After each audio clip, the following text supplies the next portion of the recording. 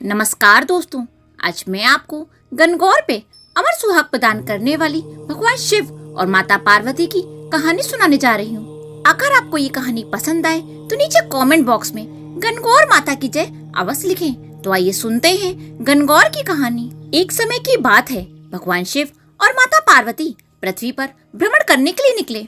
शिव जी ने माता पार्वती से पूछा, आप 12 महीने के रास्ते से चलेंगी कि 6 महीने के रास्ते से?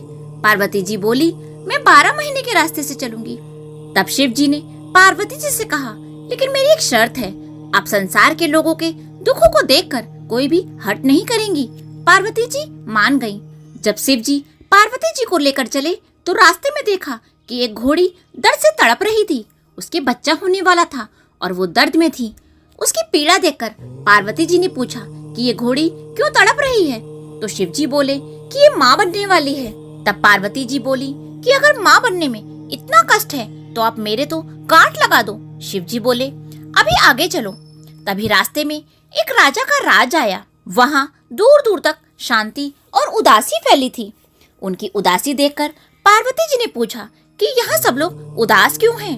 तब गांव के लोग बोले कि हमारे नगर की रानी माँ बनने वाली है और कष्ट में है, इसलिए हमारे गांव में उदासी छाई है। तब पार्वती जी फिर से शिव जी से बोली कि अगर माँ बनने में इतना कष्ट है तो आप मेरे तो गांठ ही लगा दो। वो शिव जी के पीछे पड़ गईं, पर शिव जी ये कहकर आगे बढ़ गए कि यदि एक बार गांठ लग गई तो दोबारा नहीं खुल सकती। जब वो दोनों फिर से आगे बढ़े तो देखा कि रास्ते में एक गाय कष्टा रही थी।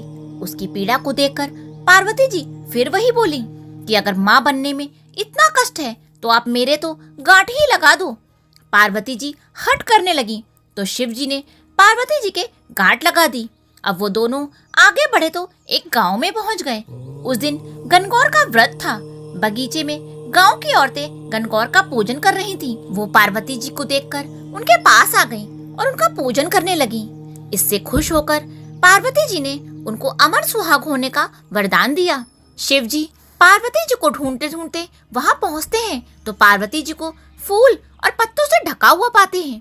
शिव जी जब पार्वती जी को वहां से निकाल रहे होते हैं कि इतने में ही वहां कुछ और ब्राह्मण औरतें आती हैं जो पकवान बनाकर 16 श्रृंगार करके आती हैं। वो भी पार्वती जी को देखकर उनकी पूजा करने लगती हैं। पार्वती जी उनसे भी खुश हो जाती हैं, परंतु जब सुहाग देने की बारी आती है तब शिव जी पार्वती जी से पूछते हैं, अब आप इन्हें सुहाग कैसे बांटेंगी? आप तो पहले ही सारा सुहाग बांट चुकी हैं। तब पार्वती जी अपनी छोटी उंगली से मेहंदी, मांग से सिंदूर और आंख से काजल निकालकर एक कलश के पानी में घोलकर उन सभी औरतों पर छींटे मारती हैं। इस तरह उनको सुहाग देकर वो दोनों आगे बढ़ते हैं। इस प्रकार चलते चलते वो दोनों पार्वती जी के पीहर पहुंचते हैं। वहाँ सब उनकी खूब आवाभगत करते हैं। खूब पकवान बनाए जाते हैं। जो भी खाना बनता वो सब शिव जी खा जाते। अब बेचारी पार्वती जी क्या खाएं, तो वह बथुए का साग खाकर पानी पी लेती हैं। दोपहर में जब वो दोनों विश्राम करते हैं तब शिव जी पार्वती जी से पूछते हैं कि आपने क्या खाया?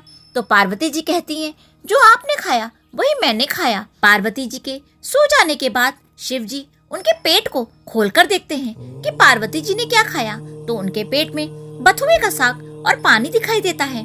पार्वती जी के जागने पर शिव जी उनसे बोले, आपने हमसे झूठ क्यों बोला? आपने तो बथुए का साग और पानी पिया था।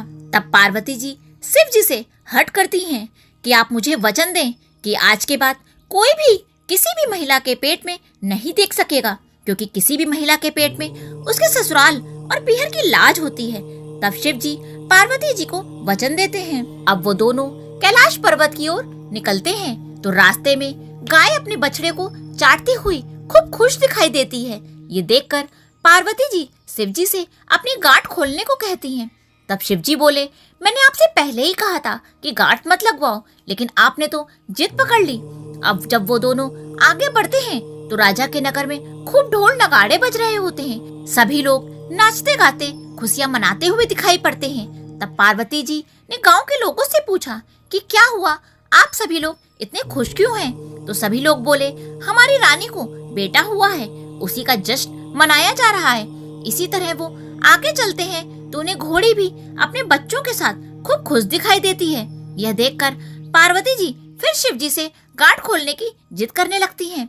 तो शिव जी कहते हैं, मैंने आपसे पहले ही कहा था कि गांठ मत लगवाओ, यहाँ मृत्यु लोक में हर चीज आपको लुभाएगी, लेकिन आप नहीं मानी। पार्वती जी के फिर से हट करने पर शिव जी पार्वती जी की गांठ खोल देते हैं और वो दोनों कैलाश पर्वत पर पहुंच जाते हैं। हे भोलेनाथ, जैसे पहले माता पार्वती की गांठ लगाई वैसे किसी की भी मत लगाना।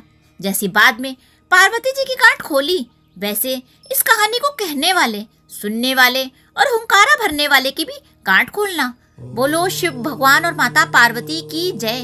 बोलो गणगौर माता की जय।